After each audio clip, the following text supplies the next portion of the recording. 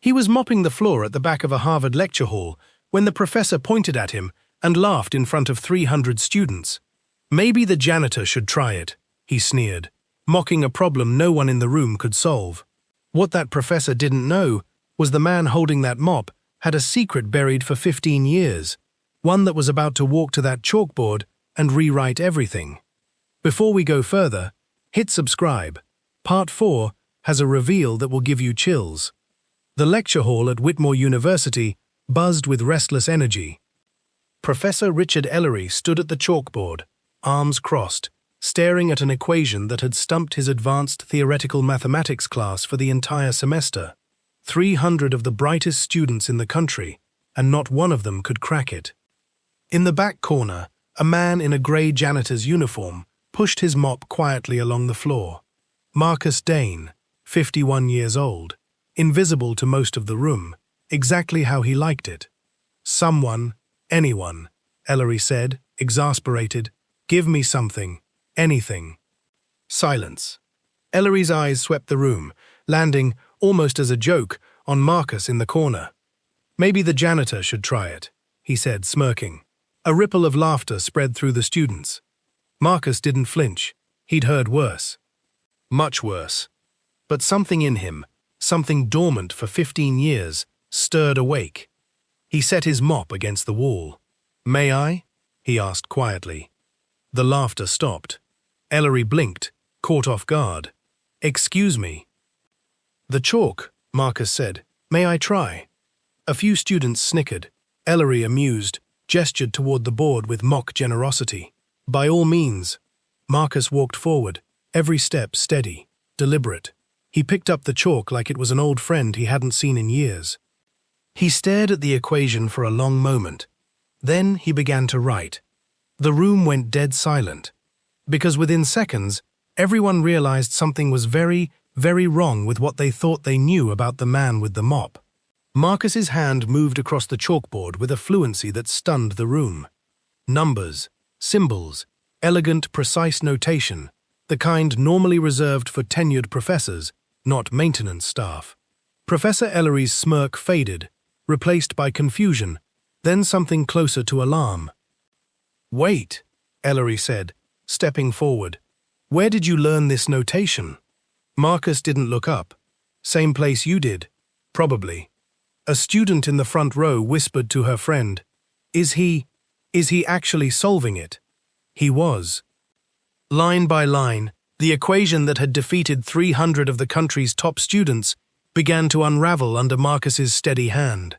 His handwriting was different from Ellery's, tighter, more economical, but unmistakably fluent in a language most people in that room had spent years trying to master.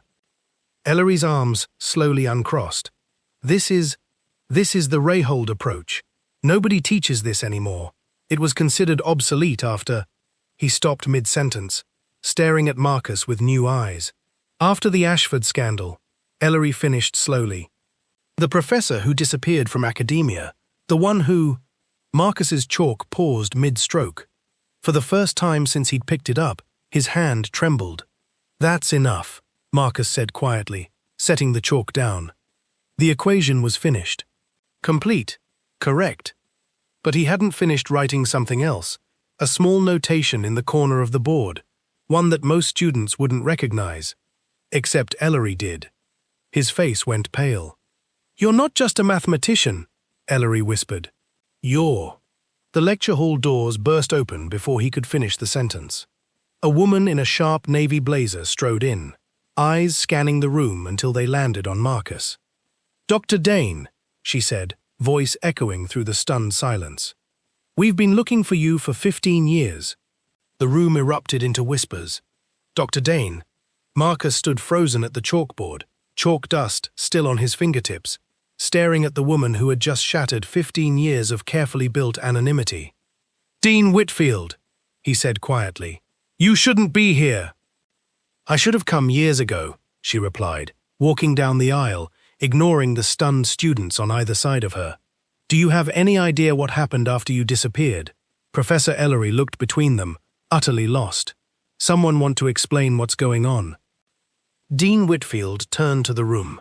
This man, she said, gesturing to Marcus, is Dr. Marcus Dane, former head of theoretical mathematics at Ashford Institute, youngest department chair in the school's history. Gasps rippled through the students. 15 years ago, she continued, Dr. Dane uncovered evidence that a colleague had been stealing his research, publishing it under his own name, claiming credit for breakthroughs that weren't his. Marcus's jaw tightened, old wounds, reopening in front of strangers. When he brought it to the board, Whitfield said, they didn't investigate the theft. They investigated him, manufactured claims, a quiet, humiliating dismissal, no due process, no hearing that mattered. Because he was inconvenient, Marcus said, voice low. Because the man who stole from me had the right last name and the right connections.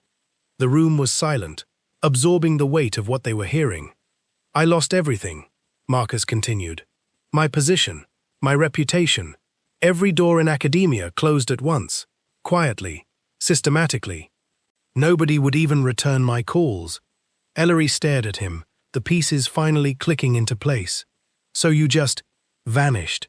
I mopped floors, Marcus said simply, because at least floors don't lie about who did the work. Dean Whitfield stepped closer. Marcus, the man who stole your research, his fraud finally caught up with him. 3 months ago. Everything's unraveling. Marcus's eyes narrowed. What are you saying? I'm saying, Whitfield said, the board owes you an apology 15 years overdue. And they're prepared to make it, publicly, if you're willing to come back. The lecture hall held its breath. Marcus stood motionless, chalk dust still clinging to his fingers, the weight of 15 stolen years pressing down on him harder than any equation ever had. Publicly, he repeated slowly. After 15 years of silence, now they want to do it publicly. They know how it looks, Whitfield said carefully. That's exactly why they want to do it right this time. Marcus let out a bitter, quiet laugh. Convenient timing.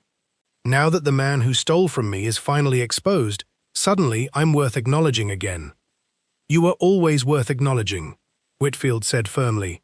The system failed you. That's not the same as you not mattering.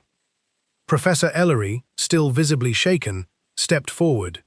Dr. Dane, I owe you an apology too. What I said, you didn't know, Marcus said, cutting him off, though not unkindly. That's the problem, isn't it? Nobody ever knows. They just see a uniform and decide everything else about a person before he even opens his mouth. The words landed heavy across the room. Several students lowered their eyes, uncomfortable with what they were realizing about their own assumptions minutes earlier. Marcus turned back to the chalkboard, to the equation he'd just solved, still glowing white against black slate.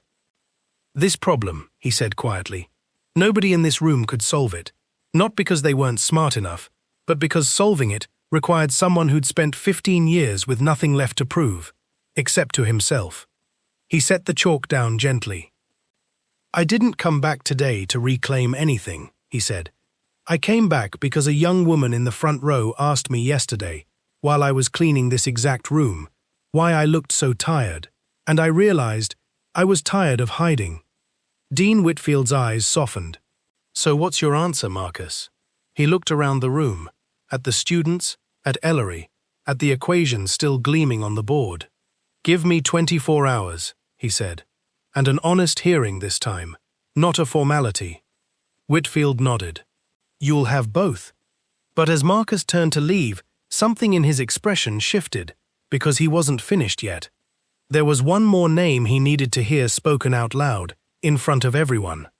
24 hours later, the same lecture hall was packed beyond capacity. Word had spread overnight. Students, faculty, even local press had gathered to witness what the university was calling an extraordinary reinstatement hearing. Marcus stood at the front, no longer in his grey uniform, but in a simple dark suit that fit like it had been waiting 15 years for this exact moment. Dean Whitfield stood beside the board of trustees, all seated at a long table facing the room. Before we begin, Marcus said, his voice steady and carrying across the silent hall, I want the names spoken, out loud, in front of everyone. Whitfield nodded gravely. Dr. Harold Kensington. A murmur rippled through the crowd. Some recognized the name immediately.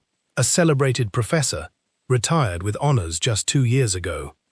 Dr. Kensington built an entire career, Marcus said, on research he stole from me, my equations, my breakthroughs, my name erased and replaced with his.